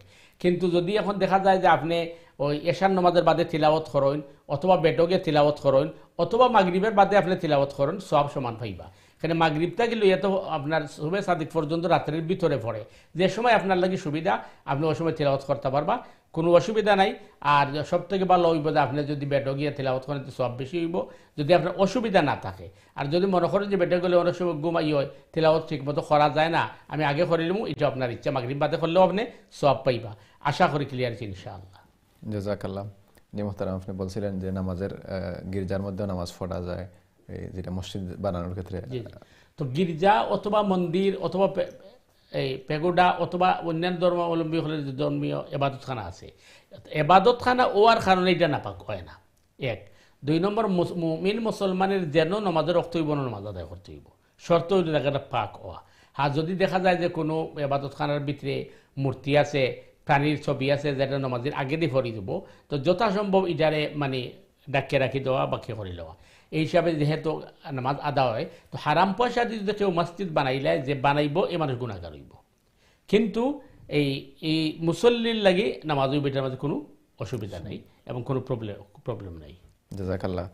আমরা তো মসজিদ আর নামাজ নিয়ে আলোচনা করলাম। আমরা অনেক সময় দেখা যায় নামাজও দাঁড়াইয়া আমরা আঙ্গুল ফুটাই অথবা নখ খামরা খামরি করি, বা কোনো সময় দেখা যায় যে আমরা খাফরে বাইল করাত লাগে, ঠিক করাত লাগে। আসলে নামাজও দ্বারা এই সমস্ত কাজ করা যাইব না? আসলে মানে খুবই গুরুত্বপূর্ণ একটা মানে বিষয় আপনি নিয়ে আইছেন। বিষয়টা হলো নামাজ কোন জিনিস এটা আমরা বুঝি না, এটা আমরা প্রথম দুর্বলতা। নামাজটা হইছে যে আল্লাহ সুবহানাহু তাআলার সাথে বান্দা বা বান্দির কথোপকথন। বুখারীর হাদিসের মাঝে আছে যে মুসল্লি ইউনাজি রব্বাহ, মুসল্লি বা নামাজি তার রবের সাথে কথা হয়, যেটা আমরা মুনাজাত কই, দোয়া করা। তাইলে আল্লাহর কাছে প্রার্থনা করে। তো এর কারণে আপনি দেখবা যে হাদিসের মধ্যে আইছে নমাজি যখন নমাজরত অবস্থায় আছে, তো নমাজির সামন দিকে যাওয়ার চেয়ে 40 বছর দাঁড়িয়ে থাকা উত্তম। তার কারণ হইল দুইজন মুরব্বী যদি কথাবার্তা হয়, মধ্যখানে গেলে মাসে বেয়াদব হইব, স্বাভাবিক এটা। তো এই বান্দা অথবা বান্দি তার রবের সাথে কথা কর। এই সময় আমি যদি আমার কোনো অসুবিধা ছাড়াই আমি নামাজের আগে দিয়ে আটি, তাহলে আমি তো চরম বেয়াদব। এর কারণে কো হয়েছে যে আমরা নামাজ খারে হয় আমরা বুঝি না, নামাজটা ধীর স্থিরে এবং খুবই সুন্দরভাবে করা হইতো। মাসআলা এক জিনিস আর আপনার আমল আরও জিনিস। মাসলাওটা হইলো বিপদ পড়ার ফলে চাওয়া হয়, মাসলার পরে আমল হয় না। এটা হইলো একটা ঘটনা ঘটে গেছে, তখন আপনি সলিউশন দিচ্ছেন, আমি বুঝতে পারেন। একজন মানুষের মাথা ব্যথা হয়েছে, ডক্টরও গেছে, ডক্টর হয়েছে প্যারাসিটামল খাও, এর অর্থ না প্যারাসিটামল খাদ্য, এটা মাথা ব্যথার লাগে। এখন একজনে কিবা নামাজের মধ্যে তার হয়েছে যে আমি আসলে নামাজ শুরু করছিলাম, আখতা আমার ওই জায়গায় চুলকাইছে, এটা আমি চুলকাইছি, আমার নামাজ উইবনি, তখন আপনি কইব নামাজ হয়েছে, এর অর্থ নাই সবসময় চুলকাইতো।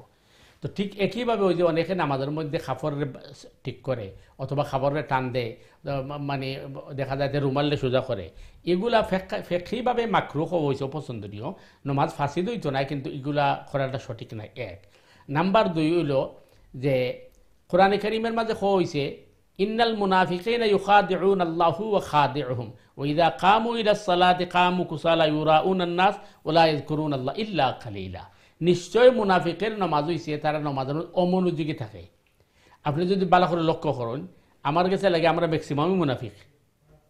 আমরা যেভাবে নামাজ পড়ি আর কি, মসজিদে গিয়ে দেখবা যে ফাও দুইটা দুই দিকে, একটা উত্তর দিকে একটা দক্ষিণ দিকে, সুন্নাত তরিকা যেটা ফাওয়ারে সোজা রাখা এবং নরমাল বা দাঁড়ানি, এগুলো আমরা খেয়াল করি না। আত অর্ধেক উঠায় না, আতরে বাঁধছে এমনভাবে যে বোঝা এলোমেলো, বোঝা মানে কি নাই, নামাজের কোনো গুরুত্ব নাই। এরপরে রুকু সজদার মধ্যে তাড়াহুড়া করা, আপনার কওমা জলসার মধ্যে তাড়াহুড়া করা, এই সবগুলা কিন্তু মুনাফিকের চরিত্র। আর এর কারণেই অনেক সময় কি তাদের নামাজে খারাপ হয়েছে, যে আঙ্গুল ফুটাইব, অথবা মনে করুকা সজদাতে উঠার সময় কেত থাকি, উঠার সময় অনেক সময় ফাল দিয়ে উঠে, এলেও মুসল্লি পাওয়া যায়। তো বিশেষ করে নামাজের ভিতরে বা অজু করার পর থেকেই কোনো অসুবিধা না থাকলে আঙ্গুল ফোড়াইতে আল্লাহ রসুলের নিষেধ, অজুর বাদে আঙ্গুল ফোড়াইতে নিষেধ করছেন। কারণ আল্লাহ রসুলের উদ্দেশ্য হলো অজুর সাথে সাথে নামাজের নিয়ত করে দিছ। আল্লাহ আমরা তৌফিক দান করুন। জাযাকাল্লাহ। আমরা সুন্দর উত্তর শুনছিলাম প্রিয় দর্শক এবং শ্রোতা। আমরা আসলে একটা বিরতির সময় হয়ে গেছে, বিরতির পর আমরা লগেও থাকবা। আসসালামু আলাইকুম ওয়া রাহমাতুল্লাহ।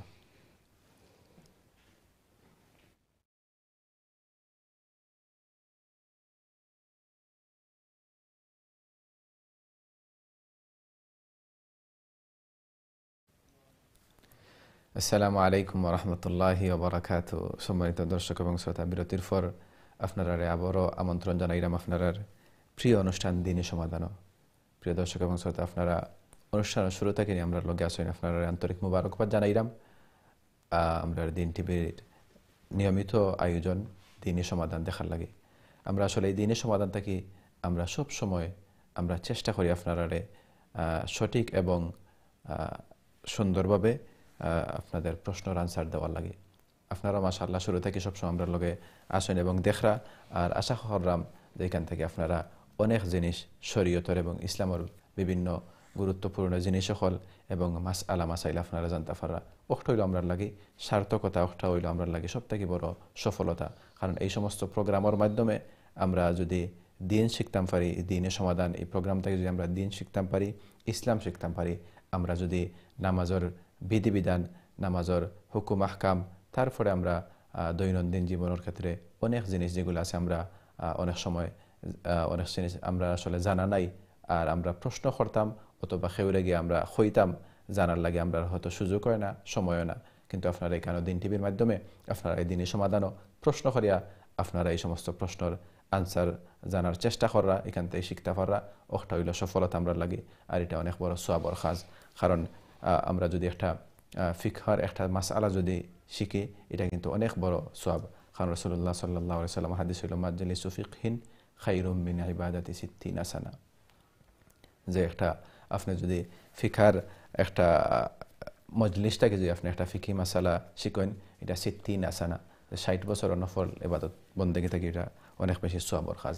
আশা করলাম যে আপনারা ইনশাআল্লাহ আমরা এই দিনের সমাধান প্রতি সপ্তাহের 2 দিন সোম এবং মঙ্গলবার আপনারা জানেন যে দিন টিভির স্টুডিও থেকে লাইভ সম্প্রচার করা হয় বিকাল 8:30টার সময়। তো আশা করি ইনশাআল্লাহ আমরা এই নিয়মিত প্রোগ্রাম আপনারা সব সময় দেখবা এবং আপনার আর কোনো প্রশ্ন থাকলে আপনারা প্রশ্ন করবা, আপনারা ফোনে আপনারা কল করিয়া জানতে পারবা। তাছাড়া আমরা ইমেইল আছে dinisomadhan@gmail.com, এই ইমেইলের মাধ্যমে আপনারা যদি কোনো প্রশ্ন থাকে আপনারা ইমেইল করতে পারবা, প্রশ্ন করতে পারবা, আপনারা ইনশাআল্লাহ উত্তর দেওয়ার চেষ্টা করবো ইনশাআল্লাহ। আমরা বিরতির আগে আমরা আলোচনা করেছিলাম আসলে বেশ কয়েকটা জিনিস লইয়া, যে আমরা অনেক জিনিস আমরা সামাজিকতার লগে সম্পৃক্ত, আমরা বিয়ার আলোচনা করছিলাম, মহরের কথা, তারপরে মসজিদ বানানি, তারপরে হইল আমরা ওয়ালিমা করি না, অনেক জিনিস আসলে আমরা আলোচনা করছিলাম।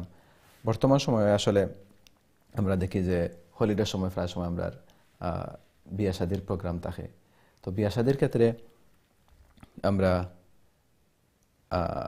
হয়তো নশা ওকা অথবা কন্যা ওকা দুইও ক্ষেত্রে আমরা কোন কোন জিনিস আসলে আমরা লাগে শরীয়তের দিক থেকে আমরা বাছাই করা, অথবা আমরা বিয়ার ক্ষেত্রে কোন কোন জিনিস আমরা প্রথম দেখতাম এবং চয়েস করার ক্ষেত্রে কন্যা ওকা বা দামা নৌকা আমরা কোন কোন জিনিস আসলে লক্ষ্য করতাম বিয়া শাদির ক্ষেত্রে। দেখেন, আসল বিষয় যেটা আপনি আগে যেটা খুব সুন্দর বিষয় আনছেন, যে এখন অলিমার নাই, হাদিসের মাঝে মান তামাসসাকা বিসুন্নতি ইনদা ফাসাদি উম্মতি ফালাহু আজরু মিআতা শাহীদ, যে ফিতনার যুগ, যে যুগ সুন্নতগুলা মিটি গেছে, এই যুগে যদি কেউ একটা সুন্নতের জিন্দা করা মানে কিন্তু আমল করে, তাইলে 100 শহীদের সব। তো আমরা মানে বরযাত্রীর নাম দিয়া আমরা এই অলিমার সুন্নতরে আমরা কিন্তু দাফন করে দিছি, মানে এখন অলিমা কেউ জানেই না। আর উভয় পক্ষ মিললে যেটা করো, এটা তো কোনোটাই হয় না, এটা মারাত্মক জিনিস। আর ওটার নামই বেদাত, সুন্নত একটা সুন্নতরে তার জায়গাতে সরাই দিও বা সুন্নতরে দাফন করি, আল্লাহ হেফাজত করো। 2 নম্বর বিষয় হলো যেটা আপনি কইছেন অত্যন্ত সুন্দর জিনিস, যে এই বিবাহের ক্ষেত্রে ছেলে এবং মেয়ের কোন জিনিসের প্রায়োরিটি দেওয়া। রসুল করিম সাল্লাল্লাহু আলাইহি ওয়াসাল্লামে হাদিসের মধ্যে কইছেন কথা যে মানুষে 60টা জিনিস দেখে বিবাহ করে, এবং এটাই নেচার। যে রসুল করিম সাল্লাল্লাহু আলাইহি ওয়াসাল্লামে এটা বুঝায় না যে এটা শুধু আমি পছন্দ করি। রসুল সাল্লাল্লাহু আলাইহি আমি তো মানুষের নেচার হইল এটা, মানুষ 60টা জিনিস দেখে। একটা হইলো মানুষে সৌন্দর্য দেখে, আর একটা হইলো সম্পদ দেখে, এরপরে বংশ দেখে, আর দিনদারিয়ত দেখে। তো রসুল করিম সাল্লাল্লাহু আলাইহি ওয়াসাল্লাম যেটা বুঝাইছেন যে মনে করো একজন মানুষের খুবই সুন্দরী বা সুন্দর এবং সম্পদশালী এবং তার বংশ ভালা, কিন্তু দিনদারিয়ত নাই, তখন রসুলে কইছেন তারিবাত ইয়া দাগ, এটা আল্লাহ রসুলের একটা অভিশাপ, তার জীবনটা ধ্বংস। কারণ এই তিনটা তার কোনো কাজ দিত না, কারণ এই তিনটা নশ্বর এবং ক্ষণস্থায়ী। আর আরেকজনে মনে করুকা এই বংশ পাইছে, দিনদারি পাইছে, সৌন্দর্য পাইছে, এর পরে সব কিছু পাইছে, এটা নুরুন আলা নূর, এটা সর্বক্ষেত্রে পাওয়া যায় না। তবে আমরা কিতাব আল্লাহ সুবহানাহু ওয়া তাআলার চাওয়া, আল্লাহর কাছে কোনো অভাব নাই। এরপরে রসুল করিম সাল্লাল্লাহু আলাইহি ওয়াসাল্লাম বুঝাইছেন যেখানে ম্যাক্সিমাম যে জিনিসটা আছে, তুমি যদি 60টা জিনিসের মধ্যে মনে করো 2টাই পাইছো, এর মধ্যে একটা দিনদারিয়ত আছে, বাকিগুলা নাই, তাহলে তোমার লাগে উচিত হইব দিনদারিয়তের প্রায়োরিটি দেওয়া, কারণ এটা দুনিয়া এবং আখিরাতের লাগি সফলতা বয়ে আনবো। আর বাকি সবটা পাওয়া যায়, দিনদারি পাওয়া যায় না, তাইলে কিন্তু লাভ হইতো নাই। এর লাগে আমরা সবচেয়ে বড় জিনিস হইল দিনদারিয়তের প্রায়োরিটি দেওয়া। ইনশাআল্লাহ আমরা বাকিটুকু শুনবো। আমরা লাগে সম্মানিত একজন দর্শক আছেন। আসসালামু আলাইকুম ওয়া রাহমাতুল্লাহ। হ্যালো, আসসালামু আলাইকুম ওয়া রাহমাতুল্লাহ। আসসালামু আলাইকুম। আমার একটা কোশ্চেন আসলো যে রবিসে হইবানি। জি আপনি হোক ইনশাআল্লাহ শেখ এখন। আমি ফোনটা রাখার বাদে হইবা জিয়ারত সম্পর্কে হইবা, একটু জিয়ারতের নিয়মটা কি লাহার প্লিজ ওটা আর কোনটা নাই। আসসালামু আলাইকুম। ওয়া আলাইকুম আসসালাম ওয়া রাহমাতুল্লাহ। জি ভাই, আমরা কালকে জিয়ারত লিয়ে আমরা বিস্তারিত আলোচনা করছি, এরপরেও আপনি যেহেতু করছেন সুন্দর জিনিস, ধন্যবাদ আপনারে। জিয়ারত আসলে জিয়ারত শব্দের অর্থ হইল উপস্থিত হওয়া, আর কবরের মাঝে গিয়া উপস্থিতি জানানি। আর জিয়ারতের মধ্যে করণীয় কিতা, সুন্না কিতা, এটার সহজ পন্থ হইল যে কবরের সামনে গিয়ে শুধু সালাম দেওয়া, আসসালামু আলাইকা ইয়া আসসালামু আলাইকুম ইয়া আহলাল কবুর, অতটুকু কইলে কিন্তু যথেষ্ট। অতটুকু কোয়ার বাদে আপনি উচিত হইল যে মুর্দার লাগে আপনি ইস্তেগফারের দোয়া করতা। এখন যদি মনে করুক যে আমরা আরবিতে হইতাম না পারি, তাইলে বাংলাতে হইলে হইব যে আল্লাহ আমার বাপ অথবা আমার মা অথবা আমার ভাই অথবা মুমিনা যারা আসেন, আল্লাহ তারারে মাফ করো, তারার দরজাতরে বুলন্দ করো, আল্লাহ তারারে তুমি রহম করো, ইত্যাদি ইত্যাদি, এটা বাংলাতে হইলে হইব। আর যদি আপনি মনে করেন যে আপনি দোয়া করতা, তাইলে উত্তম হইল যে আমরা সালাম দেওয়ার পরে আসসালামু আলাইকুম ইয়া আহলাল কবুর, আর একটু লম্বা দোয়া আছে কিন্তু অতটুকু কইলে যথেষ্ট। এরপরে আপনি ইচ্ছা করলে জানাজার যে দোয়া আছে এটা পড়তে পারলা, আল্লাহুম্মা গফির লি হাইয়িনা ওয়া মাইয়িতিনা ওয়া শাহিদিনা ওয়া গায়বিনা ওয়া সাগীরিনা ওয়া কাবীরিনা ওয়া যাকারিনা ওয়া উনসানা, আল্লাহুম্মা মান আহইয়াইতাহু মিন্না ফাআহইহি আলাল ইসলাম ওয়া মান তাওয়াফাইতাহু মিন্না ফাতাওয়াফাহু আলাল ঈমান। এই দোয়া আপনি পড়তে পাররা, কারণ এটা মুর্দার লাগে দোয়া করা হয়েছে। অথবা কোরআনের আয়াতের মাঝে মুর্দা হলে দোয়া করা হয়েছে, রব্বানা গফির লানা ওয়া লিইখওয়ানিনা আল্লাযীনা সাবাকুনা বিল ঈমান ওয়া লা তাজআল ফী কুলুবিনা গিল্লাল লিল্লাযীনা আমানু রব্বানা ইন্নাকা রাউফুর রহিম। অথবা রব্বানা গফির লি ওয়া লিওয়ালিদাইয়া ওয়া লিল মুমিনিনা ইয়াওমা ইয়াকুমুল হিসাব। অথবা মা বাপের কবরে রব্বিরহামহুমা কামা রব্বায়ানি সাগীরা। এই দোয়াগুলো আপনি পড়তে পাররা এবং এটাই যথেষ্ট। আর না শুধু সালাম দিয়া আপনি বাংলাতেও যদি কইলেন যে আল্লাহ আমার এই মুর্দিগানে মাফ করো এবং তার আল্লাহ আপনি রহম করো, এগুলা হয় যথেষ্ট হইব। আশা করি ক্লিয়ার ইনশাআল্লাহ। জাযাকাল্লাহ। আমরা লাগে সম্মানিত একজন কলার আছেন। আসসালামু আলাইকুম ওয়া রাহমাতুল্লাহ।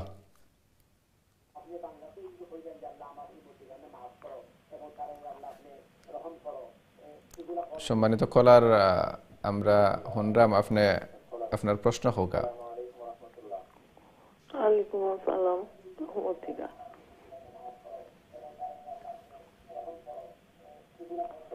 হ্যালো, জি আপনার প্রশ্ন হোক, আর একটু দয়া করে কষ্ট করে আপনার টিভির ভলিউমটা কমাই লওকা। আমার একটা প্রশ্ন হুজুরের কাছে, ইকরা বিসমি নামাজও পড়লে ইকরা বিসমি তো সালাম নাই নি?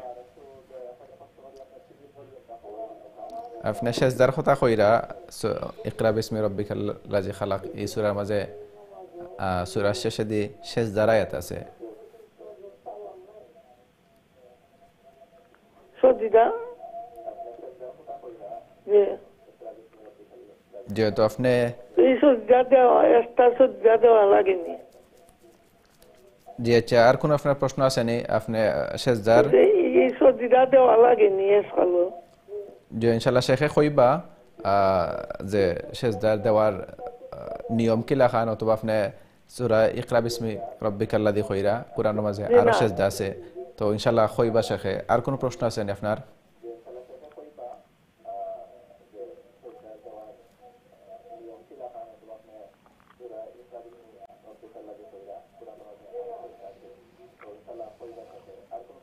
নমাজও বললে একটা সজিদা দেওয়া লাগেনি ওখান। আর কোন জাযাকাল্লাহ, আপনি আমরা লগে থাকুক ইনশাআল্লাহ। জি শেখ। জি, আপনার আসলে সুন্দর প্রশ্ন এবং খুবই গুরুত্বপূর্ণ প্রশ্ন। এই জায়গার মাঝে অনেকে আমরা ভুল করি। অনেক সময় ইকরা বিসমির শেষ অংশের আয়াত হইল ফালিয়াদউ নাদিয়া সানাদউ জাবানিয়া তাকাল্লা। অনেকে তাকাল্লা হয়ে রুকুত যান কি আর সিজদার আয়াত ফরন না সিজদা দিবা করি। এটা করা ঠিক নাই, এটা করা কিন্তু মারাত্মক অন্যায়। কারণ বোঝা গেল যে আমি আল্লাহর সিজদা দিতাম চাইছি না। এই হিসাবে সূরা যদি ফরি তাইলে সিজদার আয়াত পর্যন্ত পড়তে হইব, এবং সিজদার আয়াত ফরিয়ার সাথে সাথে সিজদা দেওয়া উত্তম। লগে লগে সিজদা দেওয়া কি এরপরে আবার উঠিয়া আপনি রুকু করুকা, এরপরে সিজদা করুকা, অথবা আপনি সিজদার আয়াত ফরিয়া সিজদা দেইবাগি উঠিয়া আরো এক দুই আয়াত ফরি লুকা, এরপরে রুকু যাওগা। দুই পদ্ধতি। তবে যদি আপনি মনে করেন যে আপনার বয়স হতো বেমারের কারণে কষ্ট হইব, তাইলে মাসআলা এটাও আছে। আপনি যেহেতু রাকাতের শেষ প্রান্তে গিয়া আয়াত ফরছইন, তখন যদি আপনি সিজদা না দিয়া রুকুত যান কি আর আপনি নামাজের সিজদা দেওয়ার সময় আপনার সিজদার নিয়ত থাকে, তাইলে আদায় হয়ে যাব। এটা কিন্তু মানে উত্তম নাই। উত্তমটা হইল ডাইরেক্ট সিজদা দিলাওয়া, এরপরে কি করা। কিন্তু যদি কারো অসুবিধা বা কষ্ট হয় অসুস্থতার কারণে, বয়সের কারণে, আর আপনি মনে করেন কথা যে আমি আসলে দিয়া উঠতে আবার কষ্ট হইব, তাইলে আপনি রুকুত যাইবার সময় আপনার তো এই আয়াত ফরছইনটা আপনার জানা আছে, আপনি রুকুত গেলা আর নামাজের সিজদার সময় আপনি নিয়ত করবা, সিজদা আদায় হয়ে যাব। আশা করি ক্লিয়ার আছে ইনশাআল্লাহ। জাযাকাল্লাহ। আর আসলে আমরা আগর যে সময় তো দর্শকে জিয়ারতর কথা কইছিলা, প্রশ্ন করছিলা, হয়তো আমরা অনেক সময় দেখা যায় যে নিজের আত্মীয় স্বজন হয়তো মা বাবা অথবা দাদা দাদি কেউ দেশ আসেন, আমরা গিয়া অনেক সময় চিন্তা করি যে আমরা যে তারা খবর জিয়ারতর লাগি হয়তো আমরা কিবা দেশ যাওয়া লাগবো। এখন কেউ যদি জিয়ারত করার লাগে এখানে বইয়া যদি খবর জিয়ারতর নিয়তে যদি দোয়া করেন, এটা আদায় হইব না গিয়া দেশ গিয়া জিয়ারত করা লাগবো? আসল বিষয় সুন্দর জিনিস আপনি কইছেন যে বিষয়টা হইল জিয়ারত মানে হাজিরা দেওয়া। সুতরাং ইখানো বইয়া জিয়ারত করার কোনো পদ্ধতি নাই। ইখানো বইয়া মুর্দার লাগি দোয়া করিয়া ইসালে সব করা যাইব।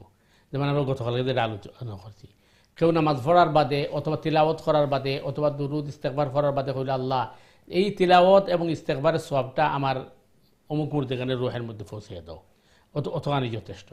আর আরেক জিনিস হইল যে এটা না জানার কারণে যে হয়তো ভদ্রলোকের বাড়ির দক্ষিণ দিকে কবরস্থান। আমি দেখি একদিন আমরা এক জায়গাত মানে ওই এক ভদ্রলোক তাই মসজিদ থেকে বার হইয়া ওইদিকে উবাই করলা, উবাই জিয়ারত করলা, এবং এখানেও কোনো খবর নাই। আমরা মনে করছি ওইতো বারে হয়তো তার বেশে হয়তো কোনো মেসেজ আছে, হয়তো কোনো খবর আছে, জিগাইলাম তাই হইলা না। তো আসর নামাজ পড়িয়া তো দক্ষিণ দিকে জিয়ারত করেন নানি, সম্ভবত তার হয়তো গ্রাম বা বাড়ির দক্ষিণ দিকে কবরস্থান। তো এখান থেকে জিয়ারত করার তো কোনো সুযোগ নাই, এখান থেকে মানে ইসালে সওয়াব করা দিব মুর্দার লাগি।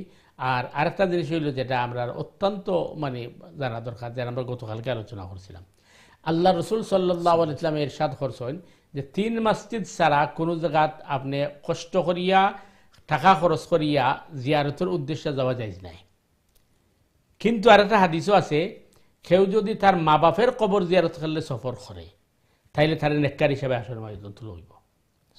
অথচ আমরা মা বাপের জিয়ারত অনেকেই করে না, যায়গে দরগাত আন্না মাইজ ভান্ডার আন্না আজমির আন্না বাগদাদ ফোন যায় কিনা উজুবিল্লা, অথচ নিজের মা বাপের কবর জিয়ারত নিজে করেন না। তো সে মা বাপের কবর জিয়ারত করা এটা আমরা লাগি একান্ত জরুরি, আর দোয়া করা তো এটা জরুরি। এখন আপনি যেটা কইছেন যদি মা বাপ যদি মানে ঈদেশ খবর না হয়ে থাকে বা ঈদেশ হইলে কবরস্থানে সবসময় যাওয়া যান না, আমরা লাগি উচিত হইব সবসময় মা বাবার লাগি দোয়া করতে থাকা এবং দোয়া করা। এ থেকে লাভ হইব, একটা মা বাপের ফায়দা হইব, আর আমি মারা যাওয়া বাদে আমার সন্তানে আমার লাগে দোয়া করবো ইনশাআল্লাহ। ইনশাআল্লাহ। আসলে শেখ আমরা অনেক সময় একটা জিনিস দেখি যে কবর জিয়ারত করার সময় আমরা যেদিকে কবর থাকে আমরা কবরের সামনে রাখিয়া আমরা দোয়া করি। হয়তো কবর আছে যে জায়গার মাঝে আমরা পশ্চিম দিকে দাঁড়ানো আছি, আমরা পূব দিকে দাঁড়াইয়া দোয়া করি, অথবা উত্তর দিকে আছে কবরস্থান, আমরা দক্ষিণ থেকে কবরের সামনে লিয়ে দোয়া করি। আসলে কবর জিয়ারতের ক্ষেত্রে যদি আমরা জিয়ারত করি সামনে, তাহলে আমরা কোন দিক আমরা নির্ণয় করতাম এবং কোন দিকে চাইয়া আমরা কবর জিয়ারত করতাম, দোয়া করতাম? দুই পথ। একটা হইলো যে আসলে দোয়া বলতে আমরা বুঝি আত্মুলাটা, শুধু আত্মুলাটাই দোয়া নাই। কবরের সামনে গিয়ে যখন আমি খুঁজি আসসালামু আলাইকুম ইয়া আহলাল কবুর মিনাল মুসলিমিন ওয়াল মুসলিমাত ওয়াল মুমিনিন, এর বাদে আমি যে মনে করগা মা বাবা ফেললে দোয়া করছি রব্বির হামহুমা কামা রাব্বায়ানি সাগীরা, অথবা মুর্দে গানাইলে দোয়া করছি রব্বানা গফির লিওয়ালিদাইয়া ওয়ালিল মুমিনিনা ইয়াওমা ইয়াকুমুল হিসাব, অথবা আল্লাহুম্মা গফির লিল মুমিনিনা ওয়াল মুমিনাত ওয়াল মুসলিমিনা ওয়াল মুসলিমাত। অতটুকু খোয়াটাই কিন্তু দোয়া হয়েছিল, যথেষ্ট। কিন্তু আমরা মনে করি আত্মুলা না দিলে দোয়া হয় না। এখন কবরের দিকে ইলে আত্মুলা দিয়া যদি আমরা দাঁড়াই, তাইলে শরীয়তের পরিভাষায় এটা এই একটা তাসবিহ হয়ে যায়। আর এটা থেকে ভুল ধারণা হইতে পারে। সহজ উদাহরণ হইল, যেমন সূর্য উঠার সময়, সূর্য ডুবার সময় ঠিক দুপুরে এবং আগুনটা সামনে রেখিয়া, কবরের সামনে রেখিয়া নামাজ পড়া নিষেধ। এমনকি জানাজাত রুকুসুজ দেয় নাই, সেখানে যে মানুষের মধ্যে কনফিউজ তৈরি হইব। এই হিসাবে কবরের সামনে রেখিয়া দোয়া না করিয়া কিবলামুখী দোয়া করা এটা সুন্নাহ পদ্ধতি। জাযাকাল্লাহ। আসলে আমরা অনেক সময় এটা ভুল করি, কিবলার দিকে করি না। আমরা লোক সম্মানিত একজন কলার আছেন। আসসালামু আলাইকুম ওয়া রাহমাতুল্লাহ। হ্যালো, আসসালামু আলাইকুম ওয়া রাহমাতুল্লাহ।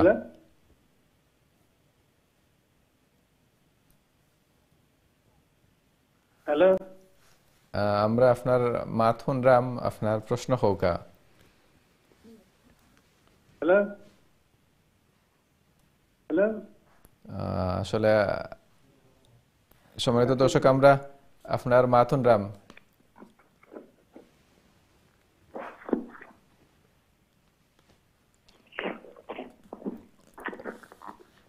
হ্যালো, জি আপনার মাত আমরা শুনরাম, আপনি প্রশ্ন করোকা। আপনার মাত আমি জন্য বলা করি। আপনি হয়তো টিভির ভলিউম একটু কমাইলে ভালো হইব। জি আপনি প্রশ্ন হোকা।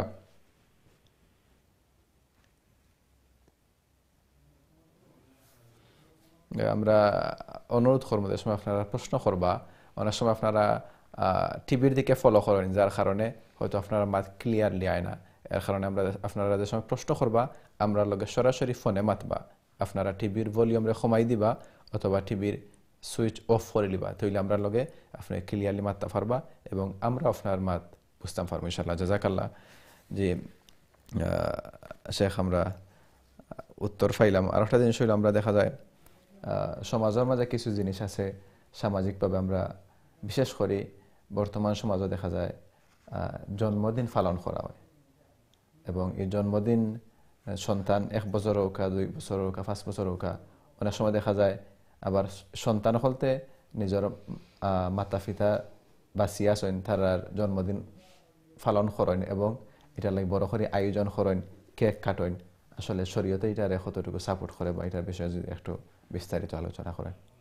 আমরা ইনশাল্লাহ আপনার কাছ থেকে এটার প্রশ্নের আনসার শুনবো ইনশাল্লাহ। তার লগে আমরা লগে সমাজের একজন কলার আছেন। জি আসসালামু আলাইকুম ওয়া রাহমাতুল্লাহ। সম্মানিত কলার, আপনি প্রশ্ন করোকা। হ্যালো, জি আপনার মাত শুনরাম।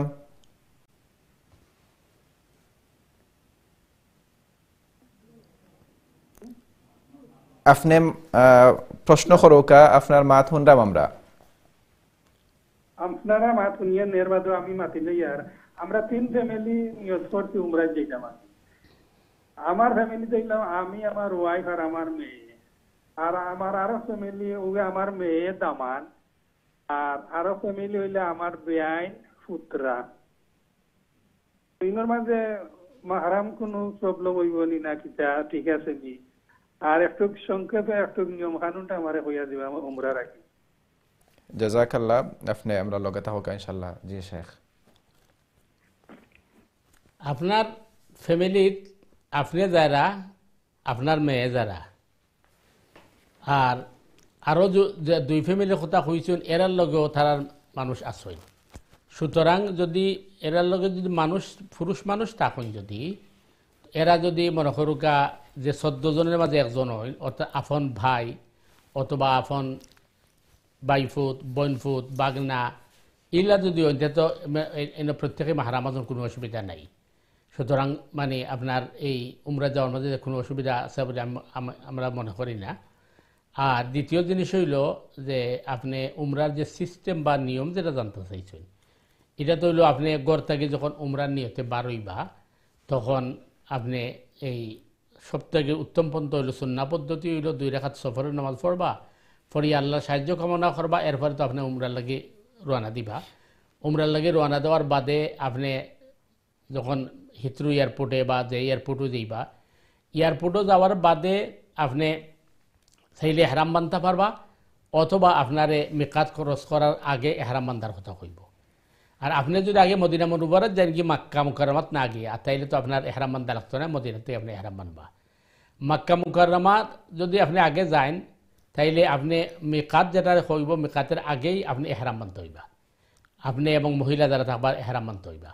পুরুষের এহরাম তো হইল 2টা চাদর হইতো, আর আপনি টুপি মাথার দিতে পারতা নাই, এবং আপনি জুতা এবং সক্স ব্যবহার করতে পারতা নাই, ফাও যেটা গুড়িলায় এমন সক্স ব্যবহার করতে পারতা নাই। আর মা বোনের লাগে এহরাম হইল তারা নর্মাল পোশাক, এবং তারা জুতাও পরতে পারবা, সক্সও পরতে পারবা, শুধুমাত্র চেহারা খোলা রাখবা। আর ওই এহরাম বান্দার বাদ থেকে তালবিয়া পড়তে থাকবা। আপনি মক্কা মুকাররমাত পৌঁছার বাদে যদি আপনার টাইম টেবিল সুবিধা থাকে আর মনে করেন যে সব ঠিক আছে, শরীর সুস্থ আছে, তাইলে তো আপনি গিয়া এই উমরা করা শুরু করে দিবা। আর যদি মনে করেন যে টাইম টেবিল সুবিধা নাই বা কষ্ট হইব, অসুবিধা হইব, তাইলে আপনি এহরামরত অবস্থায় আপনি হোটেলে গেলা, হোটেলে গিয়ে কিছু না হালকা নাস্তা করলা, আর আপনি এরপরে মোটামুটি সুস্থ হওয়ার বাদে আপনি খেতে যাইবা, এই হারামও যাইবা। হারামও যাওয়ার বাদে বাবে উমরা আছে, বাবে উমরা দিয়ে ঢুকে গেলে ইজি হইব। আর যে কোনো দিকে ঢুকলেই আপনি দেখবা যে গ্রিন লাইট দিয়ে দেওয়া হয়েছে আপনার হাজরে আসওয়াদ যে কর্নার, যেখান থেকে আপনি তোয়াফ শুরু করবা। তো ওখান থেকে আপনি বিসমিল্লাহ আল্লাহু আকবার হয়ে তোয়াফ শুরু করবা। আপনি যখন তোয়াফ শুরু করবা তখন আপনার বাম দিকে থাকবো বাইতুল্লাহ। প্রথমে আপনি পাইবা কাবার দরজা, এর বাদে আপনি পাইবা মাকামে ইব্রাহিম, এর বাদে আপনি পাইবা হাতিম, এরপরে পাইবা রুকনে ইরাকি, এরপরে পাইবা রুকনে ইয়ামনি। রুকনে ইয়ামনিত আওয়ার বাদে দিওয়াত দেওয়া অথবা ডাইনাত দেওয়া দিয়া রব্বানা আতিনা ফিদ দুনিয়া হাসানা ওয়া ফিল আখিরাতি হাসানা ওয়া কিনা আযাবান নার, এই দোয়া পড়া সুন্নত। আর আবার আপনি যখন হজরে আসওয়াদ হইবা তখন আপনার এক তোয়াফ হইব, এক চক্কর হইব। আর এই যে চক্কর দিবা এই সময় আলাদা কোনো দোয়া নাই, যে কোনো দোয়া আপনি পড়তে পারবা। তাহলিল পড়তে পারবা, তাসবিহ পড়তে পারবা, তাকদিস পড়তে পারবা, দুরুদ পড়তে পারবা, যেটা আপনার ইচ্ছা ওটা পড়তে পারবা, অথবা মাফ হইলে দোয়া করতে পারবা।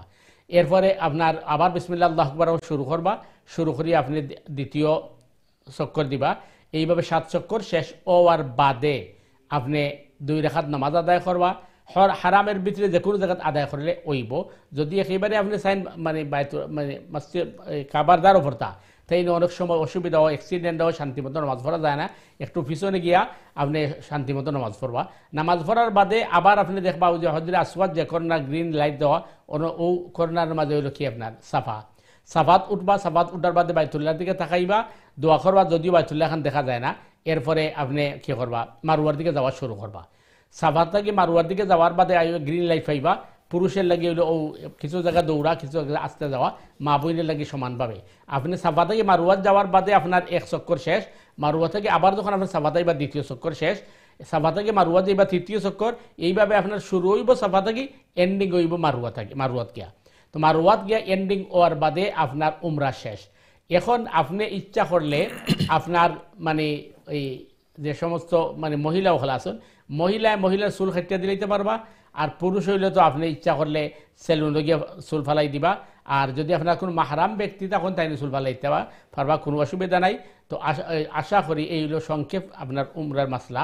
আর এর ভিতরে আপনি যখন এহরামরত অবস্থায় থাকবা তখন আপনি এহরাম বিরোধী কোনো কাজ করবা না, অর্থাৎ সেক্সুয়াল কোনো অ্যাক্টিভিটিস বা কথাবার্তা হইতা না, সুগন্ধি ব্যবহার করতা না, কেউ লোকের আগারাগি করতা না, এবং আপনার মানে একটু কষ্ট হইলো ধৈর্য ধারণ করতা, এগুলো হইলো আসল জিনিস।